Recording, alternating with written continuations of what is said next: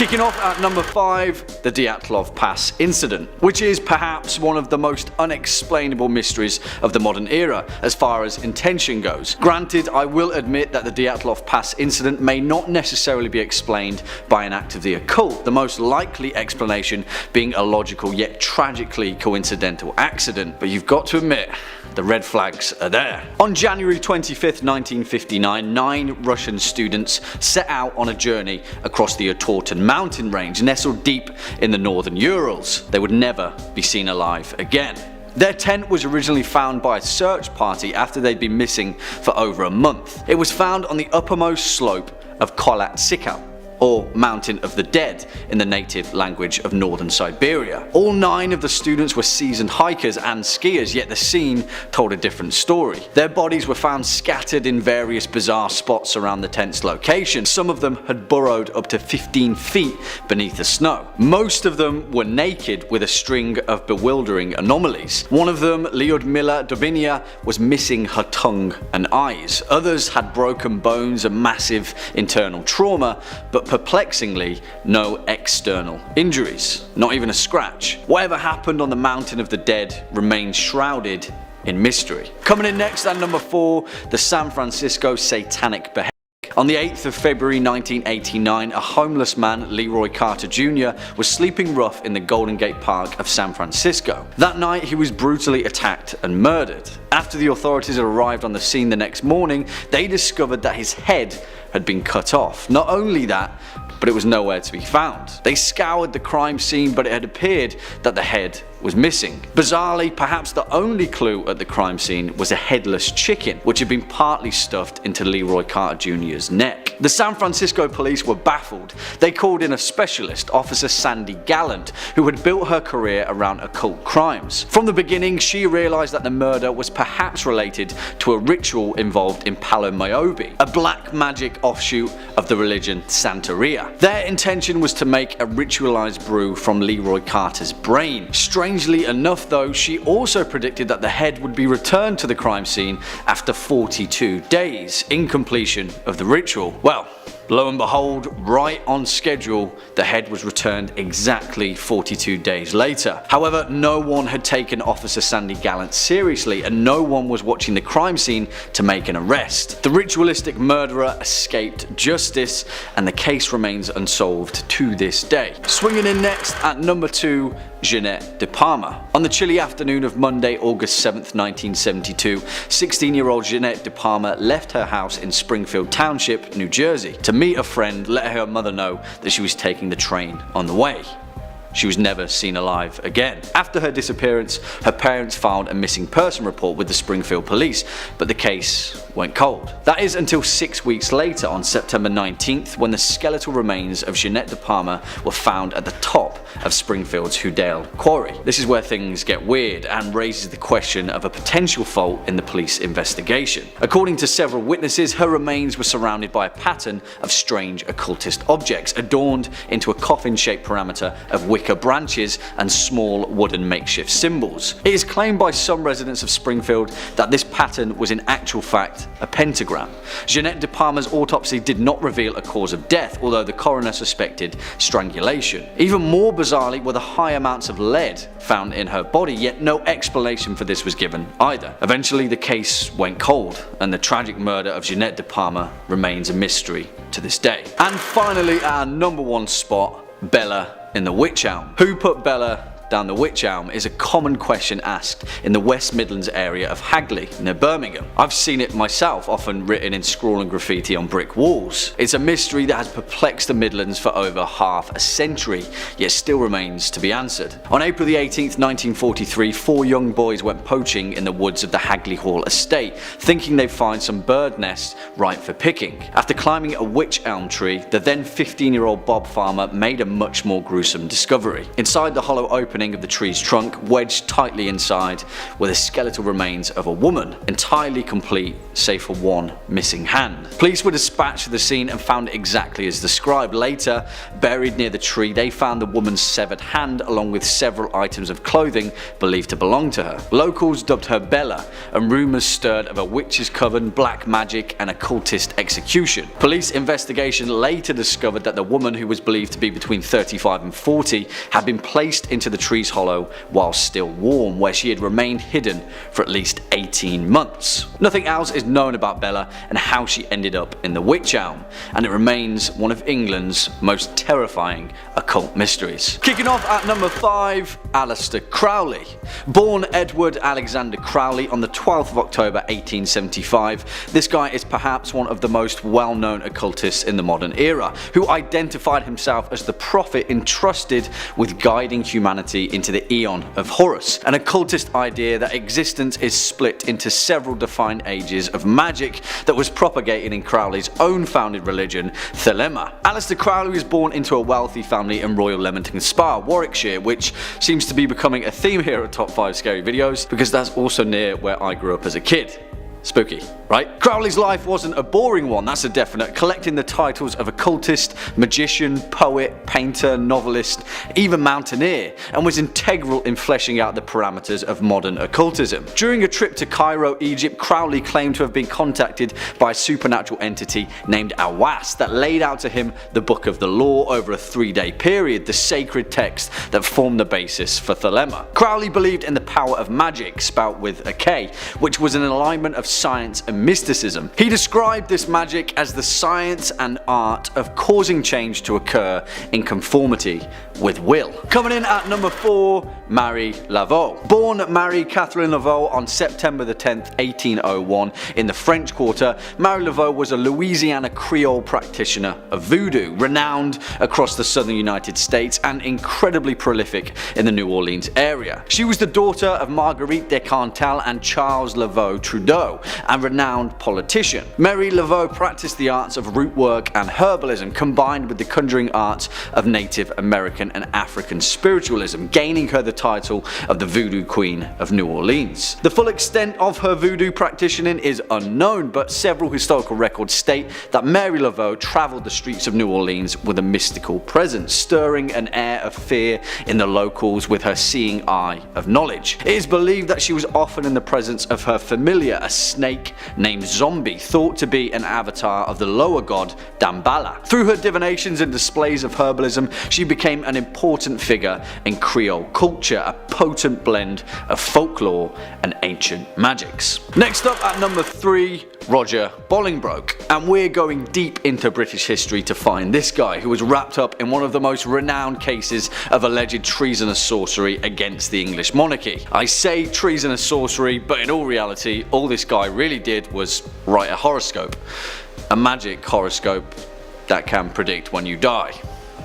Yeah. Roger Bolingbroke was a genius, incredibly well educated in the fields of astronomy and astrology. He was also a cleric, a magister, and an alleged necromancer, a practitioner of the arts of the dead, which is where he met his demise. Bolingbroke was part of Humphrey of Lancaster's household, the first Duke of Gloucester, and was the personal magister to the Duke's wife, Eleanor Cobham, who could pretty much have had her own spot on this list all on her own. The two of them, alongside a woman named Marjorie Germain, also known as the Witch of Eye, conspired to divine the death of Henry VI, the then King of England. As you can imagine, things didn't go to plan, and Roger Bolingbroke was hung, drawn and quartered, and his head was stuck on a spike on the London Bridge. With all that power of divination, he didn't see his own death coming. Funny how that works, isn't it? Swinging in at number 2, Ursula Southeil, who is definitely someone that saw her own death coming. In fact, she pretty much saw everything coming, if you're to believe the power of Ursula Southeil's prophecy. Better known as Mother Shipton, Ursula Southeil was born in 1488 and died in 1561, although publication of her written prophecies didn't appear until 1641, 80 years after her reported death. You may already know the legend of Mother Shipton, an ancient woman who allegedly predicted 9/11 and the whole 2012 Mayan calendar thing, the majority of which is pure speculation and fakery from sensationalists. The real legend legend of Mother Shipton began in a cave in Knaresborough, Yorkshire, alongside the petrifying well, a natural phenomena that causes slow calcification. She was a soothsayer, a wise woman who practiced herbalist medicine, telling fortunes for travellers and writing her esoteric prophecies in scripture for the Yorkshire locals. It wasn't until the Great Fire of London in 1666 that society paid any heed to her, although throughout her life the northern region of Yorkshire had already cemented her power of divination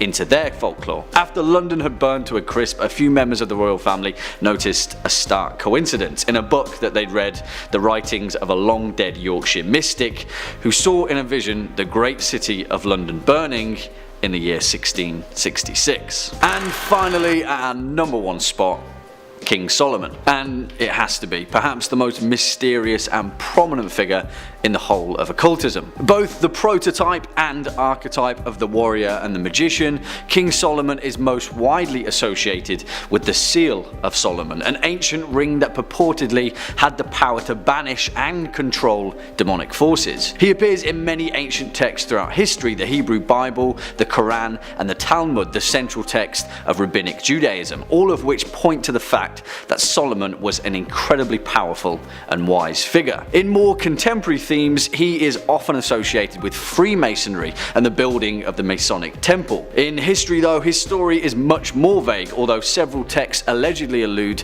to the all-powerful artifacts that were bestowed upon him to have control over the mystical arts. Although the most famous is his seal, the others are his key, also known as the Lesser Key of Solomon, a series of coded pentacles often associated with demonology, and his table, a tablet of stone that was said to be held by the Visigoths. It was lost during the conquest of Iberia, fading into legend. Kicking off at number 5, The Devil's Candy 2017. And if you're in the mood for a tongue-in-cheek subversion of modern horror concepts while also delivering consistently nerve-wracking cinematic set pieces, then The Devil's Candy is for you. The fact that this film doesn't really take itself that seriously also adds to the slow, creeping horror that the film's opening third deliberately sets up. It's like no one's ever in control of anything, even the level of humour delivered, and that's a pretty uneasy feeling. Written and directed by Sean Byrne, the Australian director responsible for the fantastic 2009 film The Loved Ones, which if you haven't seen it, please do, it's brilliant. His sophomore film The Devil's Candy tells the tale of an unwitting family and their brush with the devil,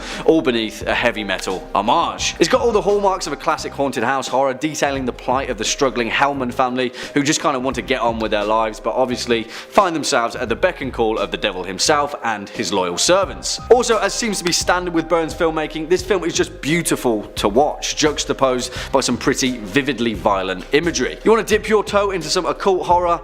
The Devil's Candy is for you. Next up at number 4, Rosemary's Baby 1968. While it may not be apparent to some, and while this film is also ridden with controversy from its filmmaker to the pitfalls and tragedies following its release, Rosemary's Baby has proven to be, time and time again, the benchmark for occult horror cinema. Adapted from Ira Levin's horror best-selling novel of the same name, Rosemary's Baby was Roman Polanski's first American feature film, which paved the way for some of horror cinema's most iconic films following its 1968 release. The thing is, what Rosemary's Baby proved is that horror can be delivered without the trappings and overstyled monsters of nightmarish creation. This film is terrifying because of its humanity, and of course a perverse upper-class cult that wants to usher in the Antichrist. This film is a long, sprawling display of psychological horror tinted with the supernatural, delivered in its entirety by some of the most incredibly vivid performances in horror cinema. Mia Farrow as the titular Rosemary Woodhouse is so damn good that it's criminal she doesn't get more recognition for her harrowing on-screen depiction. Combine that with the late great Ruth Gordon-Jones as the terrifying Minnie Castaway, and what we have is some of the most nerve-wracking, disturbing, emotional trauma ever captured on screen. It would also later inspire one of my favourite films of all time, The Hand That Rocks the Cradle, so 2 for 1 guys. Value. Swinging in at number 3, The Witch 2015. If you're at all familiar with this channel, you'll understand the adoration that I have for this film, which is quickly becoming an unhealthy adoration because I'm pretty sure there are only a certain number of times that you can watch 2015's The Witch before succumbing to madness. Also, shameless name drop, but I had the pleasure of having a beer with the voice of Black Phillip, and he was awesome, so there you go. Written and directed by the unstoppably original Robert Eggers, who is swiftly cementing himself as one of my favourite horror directors after just one film, may I add, and I'm incredibly excited for his new release, The Lighthouse, and you should be too. The Witch tells the story of a separatist family during the mid-1630s in New England who are cast out by the Puritan Plymouth colony and set out to build their new life in the deep woods of a bleak New England. This film is a demonstration of isolation and achieves that aim to literal perfection. The amount of times I've watched this film and realised that in all honesty it could be set anywhere, during any time and any place, and it would still have the same impact. But thankfully for us it's not, and this film's lifeblood is dripping in religious undertones, the arcane and the mysteries of the human spirit, and none of it is a commentary, which more often than not filmmakers find themselves doing. All of it is completely personal. This film soars because of its characters, and I love it. It's great. Coming in at number 2, A Dark Song, 2016. Alright, some people may disagree with this film's placement on this list, but I'll tell you why 2016's A Dark Song makes it to my number 2. Because, in fact, it is perhaps one of the most truest and personal depictions of the occult in the whole of cinema. It is incredibly difficult to argue against that fact when 98% of this film is about two people in an isolated abandoned house in the Welsh countryside trying to perform an occult ritual. But also, it is just an incredibly awesome display of Irish and British horror, and we know how much I like to advocate that fact, so go me. It also co-stars one of the United Kingdom's most criminally underrated actors of all time, Steve Oram, and if you haven't seen 2012 Sightseers, please do. Trust me, it's great. Written and directed by the fledgling indie director Liam Gavin, this film also happens to be his directorial debut, and that fact definitely makes him one to watch. A Dark Song tells the story of Sophia, a grieving mother whose 7-year-old son had been murdered and kidnapped, and Joseph Solomon, an occultist who promises to perform a grueling ritual that will lead to her ultimate salvation. No spoilers, because if you haven't seen this film then you'll definitely want to go in blind, because what plays out is a visual onslaught grounded in an unnerving reality that confronts some incredibly tough questions. Great film, great premise, great execution. And finally, coming in at our number 1 spot, The Wicker Man, 1973. Yes, of course, because we cannot talk about occult horror without addressing its pièce de résistance, 1973's The Wicker Man. Not only is The Wicker Man the best occult horror movie ever made, it's also the best British horror movie ever made, and double also stands tall amongst the halls of horror legend. Loosely based on the 1976 David Pinner novel, Ritual, Anthony Shaffer's adapted screenplay for The Wicker Man is still heralded as one of the most perfectly complete screenplays in horror history. What it also achieved though was to prove to the genre that not everything needed a complete and happy ending, a hallmark often attributed to modern British cinema. If you haven't seen 1973's The Wicker Man, directed by Robin Hardy and starring the colossal Christopher Lee alongside Edward Woodward, then please stop what you're doing right now and watch it. Also, please don't accidentally watch the painstaking 2006 remake unless you're in the mood for watching a comedy, because it's so bad that it's hilarious. Throughout the events of the film, Woodward plays Police Sergeant Neil Howie, who journeys to the remote Hebridean island of Summerisle to investigate the disappearance of a young girl. And that's all I'm going to tell you, because what plays out is perhaps one of the most completely chilling demonstrations of the occult in horror cinema ever, and it is terrifying. Whew.